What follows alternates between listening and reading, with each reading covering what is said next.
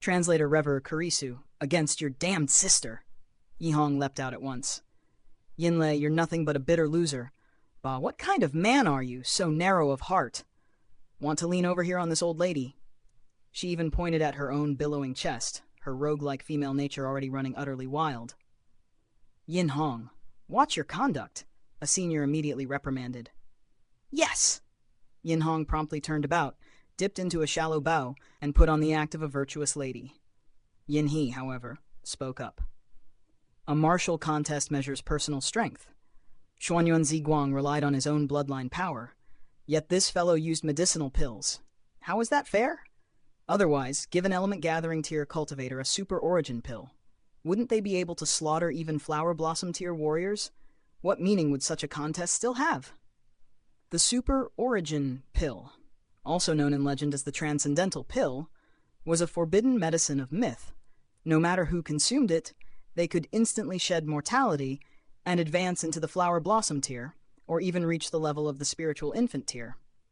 With such power, killing flower blossom tier warriors would naturally be effortless.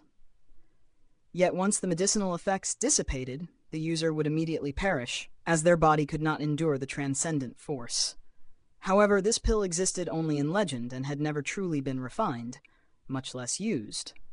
Yinlei cited it merely as an example to illustrate that relying on medicinal pills violated the rules of the contest. At once, animated discussion erupted throughout the crowd, and those nodding in agreement were far from few. Ling Han sneered and said, "Borrowing external strength is indeed unfair, but don't forget, I personally refined this 5 turns black jade pill. Xuan Ziguang possesses bloodline power simply because he was born fortunate. Must I not rely on my own efforts to compensate for my own battle strength?" So reasonable. With those words, many instantly inclined toward Ling Han. Yet the opinions of the masses were irrelevant. What truly mattered was the judgment of the few elders who held decisive authority. After a brief pause, Yin Shuiyang spoke. Since Han Ling is an alchemist himself, he may use medicinal pills. This bout, Han Lin wins. No verdict should ever be finalized upon a man before his death. Yin Hong was overjoyed. She had assumed Ling Han would be unable to defeat Xuanyuan Ziguang, yet this fellow delivered her a tremendous surprise. Yin Li's expression darkened. This contest would not directly decide the pavilion master candidate, yet it still carried considerable weight. More importantly, he had believed this to be a certain victory. He had spared no expense inviting Xuan Jiyun and Xuanyuan Ziguang, yet both were defeated by a single person, something he simply could not accept. Exceptional in both alchemy and martial arts, did such a monstrous talent truly exist in this world? There was. One had appeared earlier in the northern region, named Ling Han. He had even embarked upon the supreme road of a heaven-grade alchemist. Moreover, it was said that his martial prowess was likewise formidable, and that he had entered a mysterious realm to vie for treasures. Wait, could there truly be so many such geniuses, Han Lin, Ling Han? Reading it backward, was it not the same? Realization struck Yinlei like a thunderclap. Han Lin was Ling Han. Rumor had it that Ling Han had obtained the 12 Palaces legacy, and even knew the whereabouts of a divine treasure trove. In that case, it was only natural for him to change his name. Dare to ruin his plans? Then you can die as well. A flash of killing intent passed through Yinlei's eyes. He resolved to immediately spread the news that Han Lin was Ling Han. As for whether his guess was correct, what did it matter? As long as that brat could be killed, it would suffice. He raised no further objections, for the pavilion elders had already rendered their judgment. Any further protest would only damage his reputation and cost him even more standing. After 3 rounds of competition, Yin Hong accumulated a total of 80 points, firmly seated in first place. Ling Han returned to his private manor. Having already aided Yin Hong, he naturally planned to depart to seek Boundless Mountain and retrieve the message Zishe Shan had left there, though he intended to delay for several days. It was not due to the arrival of the new year, but because Spirit Treasures Pavilion was about to host its once-a-year grand auction. When the time came, countless precious treasures would surely appear, stirring Ling Han's keen interest. In his possession were now more than 600,000 3-star origin crystals, allowing him, at last, to spend freely. Once the auction commenced, Ling Han finally realized how impoverished he truly was. Magnates emerged one after another, flinging origin crystals about as though they were mere pebbles. Many treasures Ling Han had set his sights upon were sold off just like that, and in the end he obtained only a single item. A flood dragon vein. Flood dragons carried the bloodline of true dragons, and upon cultivating to the extreme, could shed their serpentine bodies and transform into genuine dragons. Thus, a flood dragon vein was naturally of immense value, costing Ling Han nearly all his wealth. It was only because this flood dragon vein could not be incorporated into medicinal pills and could merely be refined into a whip-shaped spirit tool, which few found appealing, that Ling Han managed to acquire it for nearly 600,000 three-star origin crystals. Otherwise, it would never have been so cheap. Ling Han had no intention of forging the flood dragon vein into a whip. Instead, he planned to fashion it into a bowstring. Once the auction concluded, he wound the flood dragon vein onto the bow's frame, finally completing the weapon's creation. A 7th-tier rare metal paired with a flood dragon vein. Fitted with arrows forged from 7th-tier rare metal, its might could be unleashed across extreme distances. Should spiritual infant-tier elites fail to remain vigilant, they could very well be slain by a single arrow. Without activating origin power, spiritual infant tier warriors were scarcely more resilient than those of the body refining tier. An attacker could concentrate all force upon the arrowhead. Yet if the defender was unaware of the attack's origin, they would need to disperse origin power throughout their body, or at least across vital points. Under such circumstances, Flower Blossom tier elites breaching the defenses of spiritual infant tier experts was by no means impossible. Ling Han was exceedingly satisfied, naming the weapon Sunset Bow, while the arrows were naturally called Sunset Arrows. This would serve as his fearsome trump card in the future. When combined with the Eye of True Sight, it would be entirely feasible to launch ambushes from hundreds of meters away. Even spiritual infant tier elites could perish without ever knowing what struck them, or who their enemy was. Ling Han! Ling Han! Yin Hong came running in a rush.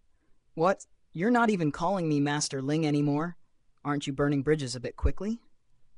Ling Han said with a smile. Bah! You've already tricked this old lady's sister into your arms, and you still want me to call you Master? Yin Hong sneered, then her expression turned solemn. I've come to tell you some earth-shaking news. In your mouth, even the neighbor's adulterer having a son would count as earth-shaking, Ling Han continued to tease. Ha! Suit yourself. This old lady came with good intentions, yet you greet me with such an attitude. Sigh, how truly heartbreaking. I'm leaving.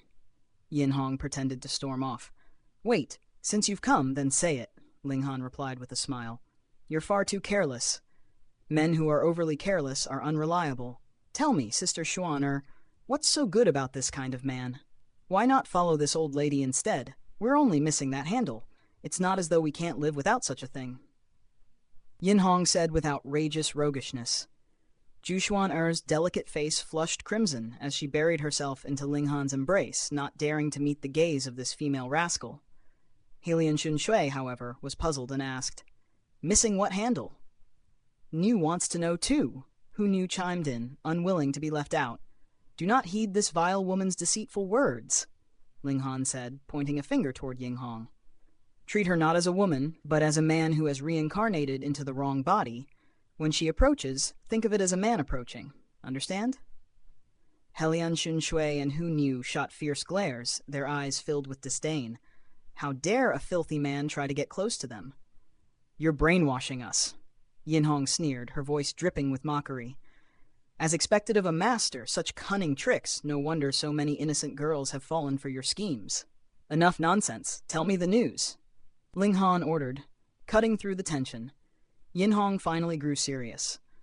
The 5 great sects, the Heaven's Sword Sect, Cloud Phoenix Sect, Absolute Saber Sect, Azure Thunder Sect, and Earth Dragon Sect, have announced the founding of the Restore Heaven Academy.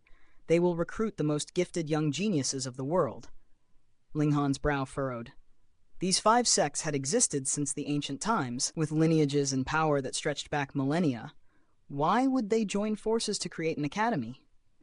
And why are they creating this academy? He asked. Yin Hong's tone grew more somber. The 5 sects have claimed that a great chaos is approaching, one that will destroy all martial arts. Therefore, they are gathering the best talents to nurture them, so that, should calamity strike, they may restore balance. Ling Han nodded slowly. That sounds convincing. Master Ling, do you wish to join? Yin Hong asked, her gaze probing. Ling Han stroked his chin thoughtfully. Where is this Restore Heaven Academy located? 9 Dragons Mountain, Yin Hong replied. The name struck him like a bolt from the blue. 9 Dragons Mountain, he had heard of it, located in Flying Flower Prefecture. Coincidentally, this was the same place where Zi Shuixian had left her message. The path was aligned. Well, I'm headed to Flying Flower Prefecture anyway. I might as well stop by, Ling Han said with a smile. After all, the 5 great sects have a history spanning thousands of years. Their martial arts are unparalleled. Even a little knowledge from them could prove invaluable. Yin Hong continued. Though, not just anyone can enter the academy. The 5 sects will send invitations to some geniuses directly, while the others must pass through multiple rounds of screening. Ling Han smiled, his curiosity piqued. I wonder if I'll be one of those invited. Oh, Master Ling, are you feeling bitter? Yin Hong laughed heartily. Let me tell you something. Xuanyuan Ziguang has already received his invitation and left this morning. As for you, no sign of it at all. Ling Han raised an eyebrow, bemused. In martial arts, I'm at least as good as Xuanyuan Ziguang. As for alchemy, I'm already a high-level Earth-grade alchemist. Why would I have been overlooked? Yin Hong smirked.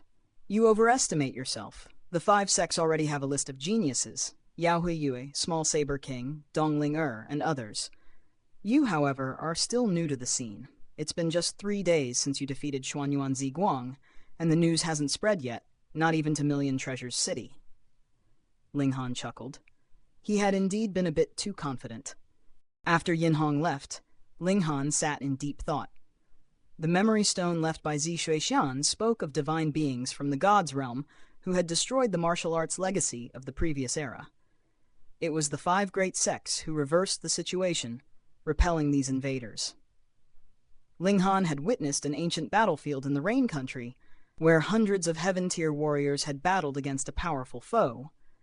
That foe had been a Shattering Void-tier expert, or perhaps someone from the God realm whose power had been suppressed in this realm. But now, the 5 sects were opening the Restore Heaven Academy, claiming that great chaos was about to descend. Could this mean the gods were preparing to invade once again?